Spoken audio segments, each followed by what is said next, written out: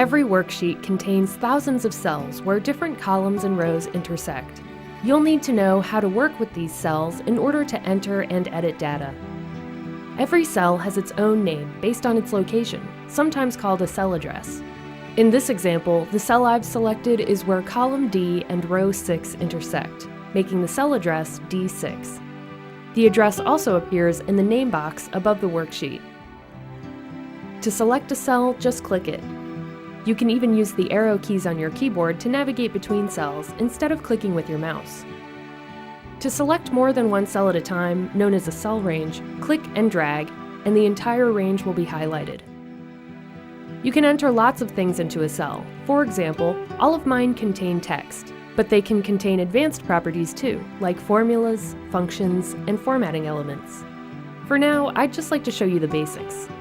We'll start with inserting content into a cell. This person has confirmed that she completed part 2 of the training, so I'm going to select cell F9, then type an X. It appears in the cell and in the formula bar, where you can also enter or edit the contents of your cell. In fact, I'm going to take this opportunity to change the X to a capital X, so it's consistent with the rest of the list. Now for the next person, Walter. Although it looks like I've made a mistake, he's on the list twice, both here and here. I'm just going to clear the contents of the extra row by selecting the cells, then clicking the Clear command on the ribbon, and choosing Clear Contents.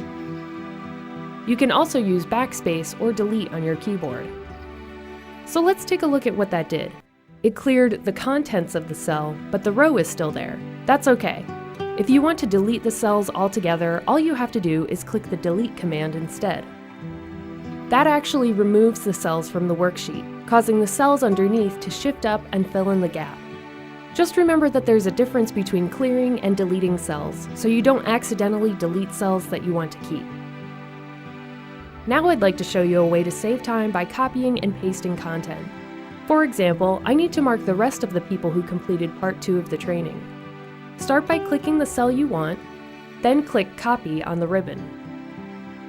You'll see a dashed box that appears around the copied cell. Next, select the cells where you want the content to go, then click Paste. To access more paste options, open the drop-down menu here. These commands will come in handy if you're copying and pasting cells that contain formulas or advanced formatting. You can also get to these commands by right-clicking in the worksheet. For example, to cut and paste, select your cells, then right-click, and choose Cut. The original content will disappear as soon as you paste it in a new location. There's also a drag and drop technique for moving cells from one place to another. To drag and drop, start by selecting your cells, then place your cursor on an outside edge. As you can see, it turns into a symbol with 4 arrows and a pointer. Now click, hold, and drag the cells wherever you want them to go, and release your mouse, and the cells have moved to their new location. To mark the rest of the people who've completed part 3, I'm going to use one of my favorite techniques, filling in cells with the fill handle. You can fill vertically or horizontally by selecting the cell you want to use, then clicking and dragging the square in the bottom right corner. The fill handle can also be used to continue a series. For example, numbers, dates, and other information that's listed in sequential order. See what happens when I use the technique on my header row? It continues the series up to part 6. Now you know the basics, including insert and delete, cut, copy, and paste, and other time-saving techniques. Everything you need to know to work with cells in Excel.